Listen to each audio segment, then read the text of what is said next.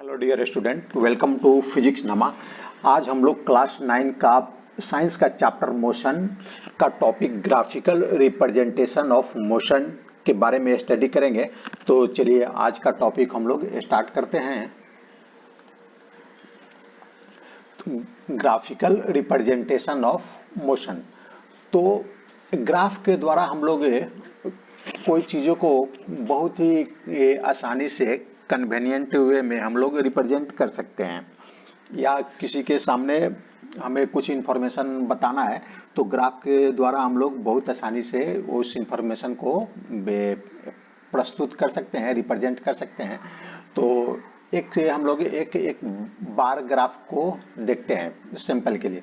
तो ये bar graph है जिसमें ये किलोमीटर दिया हुआ है 1 2 3 4 5 किलोमीटर, और कोई पर्सन ये वॉकिंग करता है तो फर्स्ट डे में कितना वॉक करता है, कितना किलोमीटर वॉक करता है, सेकंड डे में कितना किलोमीटर वॉक करता है, और थर्ड डे में कितना किलोमीटर वॉक करता है, फोर्थ डे में वो कितना किलोमीटर वॉक करता है, ये सब बताया हुआ है। फर्स्ट डे में वो 2.5 किलोमीटर वॉक करता है, सेकंड डे में 4.5, थर्ड डे में 1.75 किलोमीटर और फोर्थ डे में 2.75 किलोमीटर तो वॉक करता है। तो इस ग्राफ को देखकर हम लोग आसानी से बता सकते हैं कि कौन सा दिन वो सबसे अधिक वॉक किया, कौन सा दिन सबसे कम वॉक किया।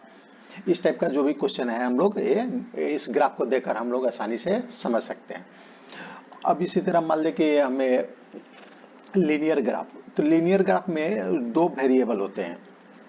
जैसे मानते हैं एक्स एक्सिस है और वाई एक्सिस, तो दोनों वेरिएबल एक दूसरे पर डिपेंड होते हैं। जैसे एक्स एक्सिस का जो वैल्यू रहेगा वो वाई एक्सिस का जो वैल्यू है उस पर डिपेंड रहेगा। जैसे मान लेते हैं कि ये हमारा ओरिजिन है यहाँ, और ओरिजिन से ये एक्स एक्सिस का पॉजिटिव एक्स डायरेक्शन है और ये वाई एक्सिस का पॉजिटिव डायरेक्शन है।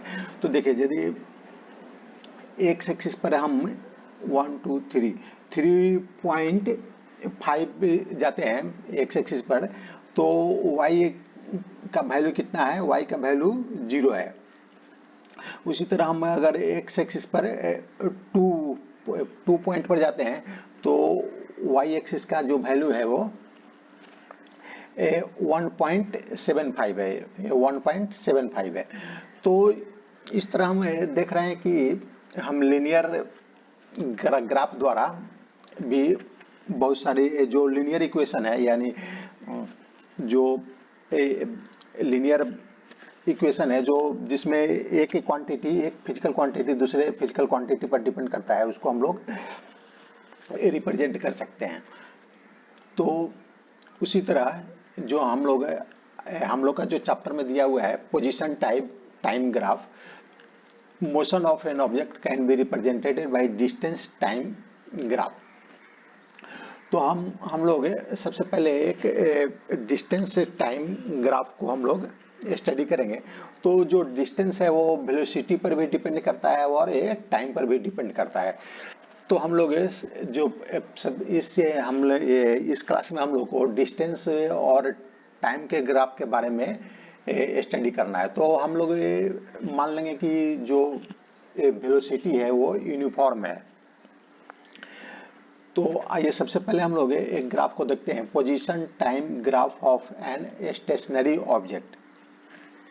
कोई स्टेशनरी ऑब्जेक्ट है जो मूव नहीं कर रही है, यानी वो रेस्ट पोजीशन पर है, रेस्ट में है, रुकी हुई है, तो उसके ग्राफ को हम लोग कैसे रिप्रेजेंट करेंगे, तो टाइम के साथ उसका कैसे वेरिएबल होगा, कैसे वेरी करेगा।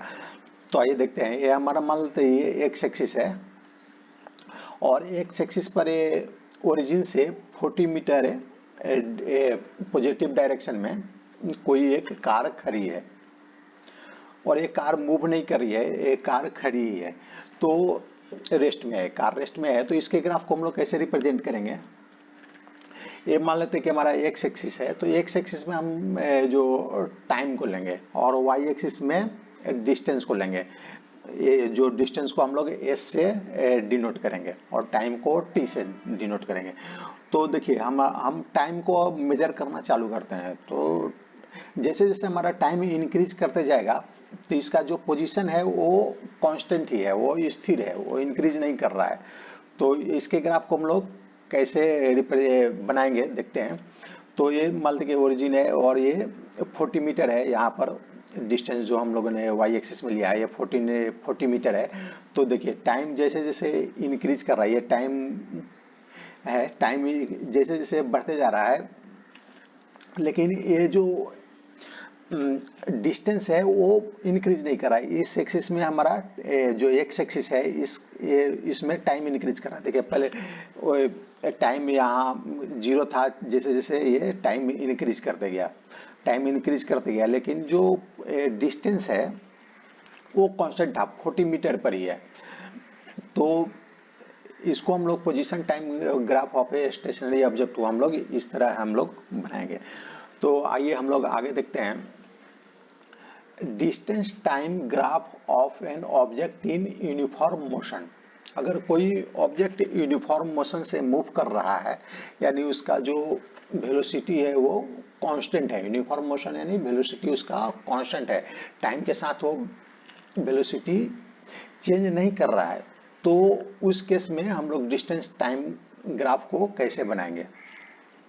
ये मान लीजिए हमारा एक्स एक्सिस है और यहाँ पर ओरिजिन है, और हम लोग एक्स एक्सिस को हम लोग टाइम से डिनोट करेंगे और वाई एक्सिस में हम लोग डिस्टेंस एस को लेंगे।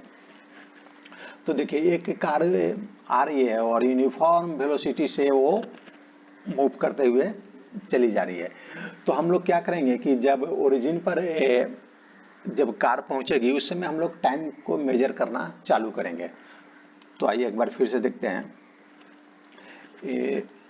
जब कार ओरिजिन पर आई तो हम लोगों ने टाइम को ये मेजर करना चालू किया, और देखिए जैसे जैसे टाइम इंक्रीज कर रहा है इसका जो डिस्टेंस है वो भी इंक्रीज कर रहा है। जीरो पे जब हम लोग टाइम मेजर करना चालू किया तो टाइम 0 था, उस समय उसका जो डिस्प्लेसमेंट था वो 0 पर था। और जैसे जैसे टाइम इंक्रीज करते गया, देखिए इसका जो डिस्प्लेसमेंट है वो भी इंक्रीज करते गया है। डिस्प्लेसमेंट देखिए ये हम वाई एक्सिस में जो मेजर करेंगे वो डिस्प्लेसमेंट हो जाएगा और एक्स एक्सिस में टाइम। तो देखिए टाइम के साथ साथ इसका जो है डिस्प्लेसमेंट यानी डिस्टेंस भी इंक्रीज करते जा रहा है।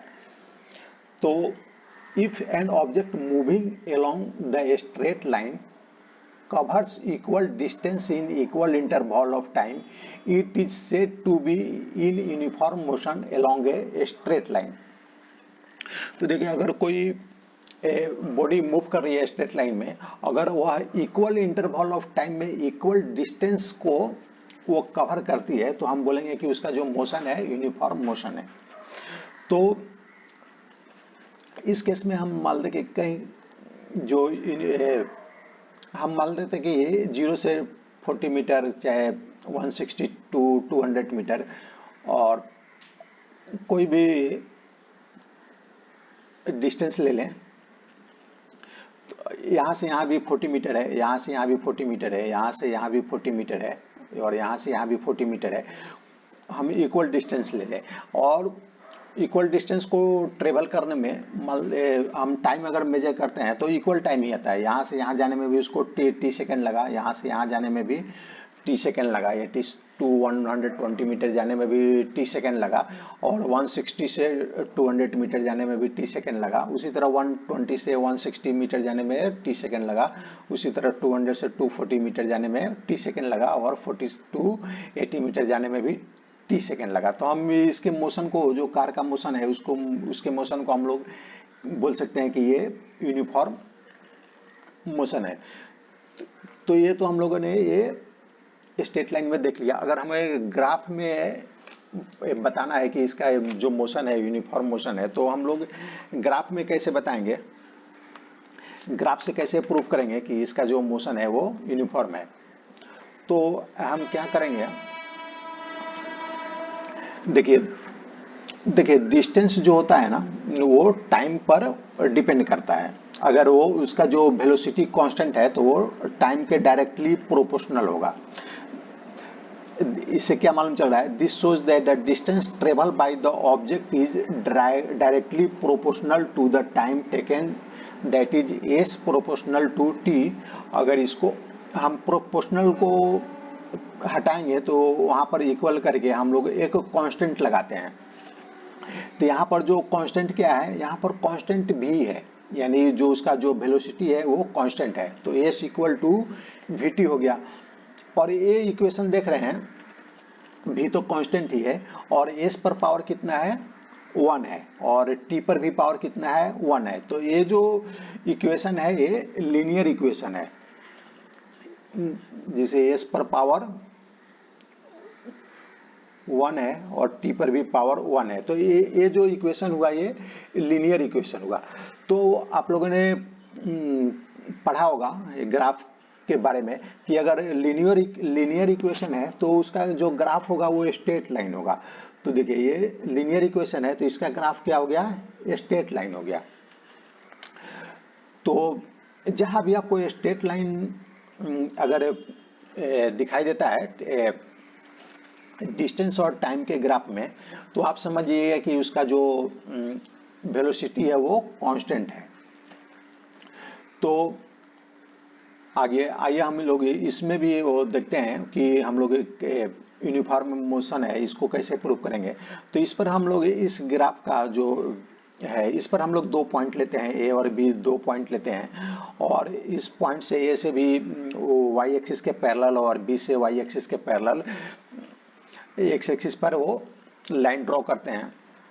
उसी तरह एक्स एक्सिस के पैरेलल ए से और बी से लाइन ड्रॉ करते हैं।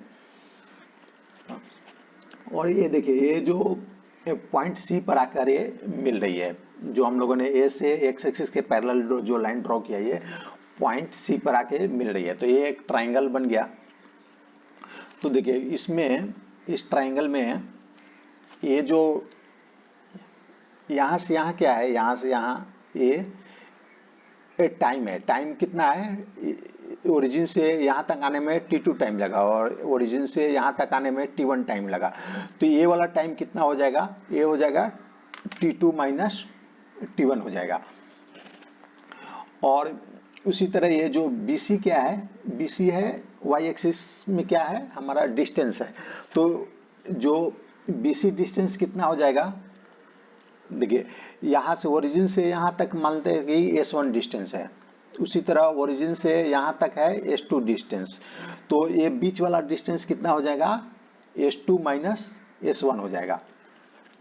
तो वेलोसिटी हम लोग निकालना जानते हैं। वेलोसिटी निकालने के लिए क्या फॉर्मूला होता है, वेलोसिटी निकालने के लिए हम लोग का फॉर्मूला होता है डिस्टेंस डिवाइडेड बाय टाइम।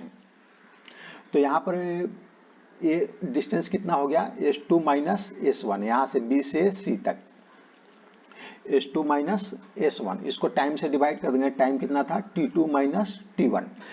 तो देखिए ये यहाँ से यहाँ तक हो गया। अगर हम सेम टाइम इंटरवल लें, इस लाइन पर कहीं भी सेम टाइम इंटरवल लें, मान लो कि एक दूसरा टाइम इंटरवल लेते हैं,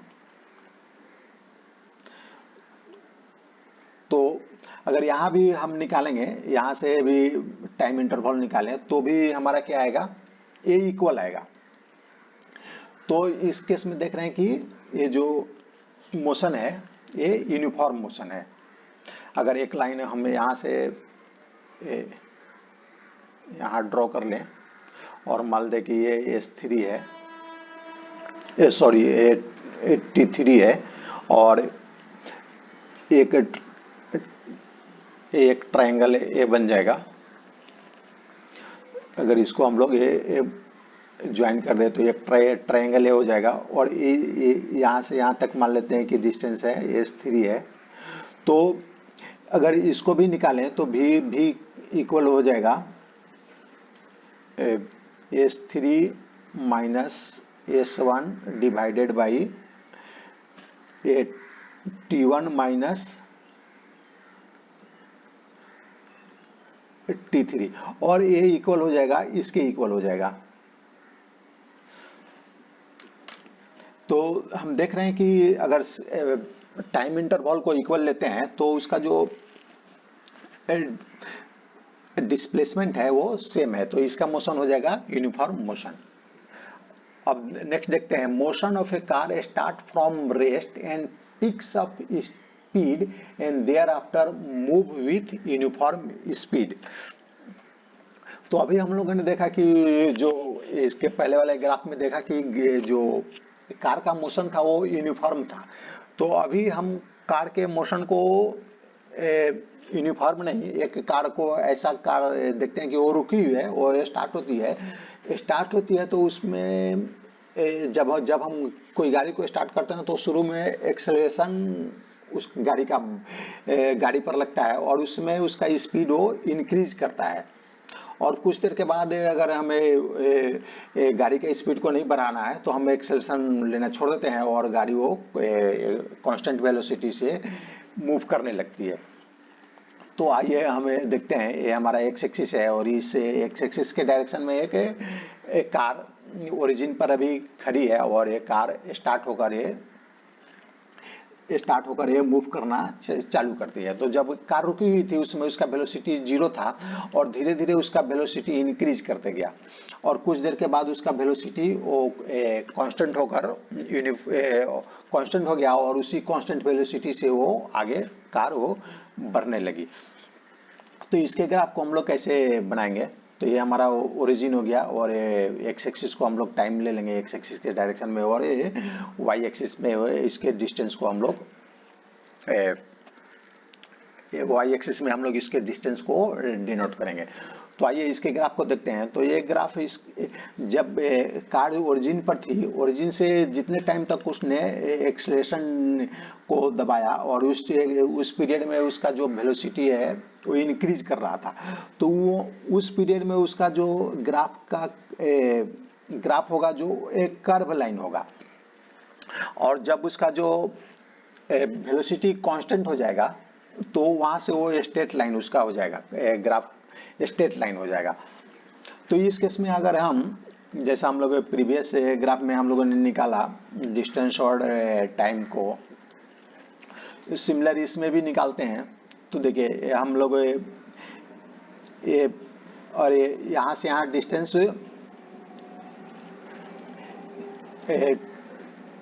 हो गया s2 माइनस s1a और टाइम हो गया t2 माइनस t1। अगर इस पीरियड का हम लोग ये निकालेंगे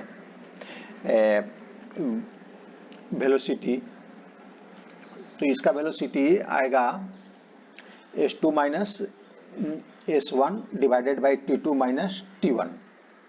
यहाँ से यहाँ तक का डिस्टेंस हो गया s2 माइनस s1 और टाइम इंटरवल हो गया t2 माइनस t1। अगर हम लोग सेम टाइम इंटरवल लेते हैं, यानी ये जो t2 माइनस t1 के इक्वल ही एक दूसरा टाइम इंटरवल लेते हैं, बोलते कि ये टाइम सेम है, यहाँ से यहाँ तक t1 से t2 का टाइम और t3 से t1 का टाइम सेम है। तो इस केस में हम लोग, और ये सेकेंड वाले केस में हम लोग वेलोसिटी निकालते हैं, मान लेते हैं वेलोसिटी v1 है और अगर इस केस में हम लोग वेलोसिटी v1 निकालते हैं तो v1 क्या हो जाएगा, ये यहाँ तक s1 है और ये s3 है, तो ये डिस्टेंस कितना हो जाएगा s1 माइनस s3। इसको डिवाइड कर देंगे टाइम इंटरवल कितना है t1 माइनस t3। तो ये देखिए v2 इतना आया और v1 ये इतना आया, लेकिन ये दोनों का जो वैल्यू होगा ना ये इक्वल नहीं होगा, क्योंकि ये देखिए यहाँ से एक कर्व है तो हम अगर सेम टाइम इंटरवल लेते हैं तो ये इसके इक्वल नहीं होगा। तो ये हम लोगों ने ये इसका भी ग्राफ देख लिया।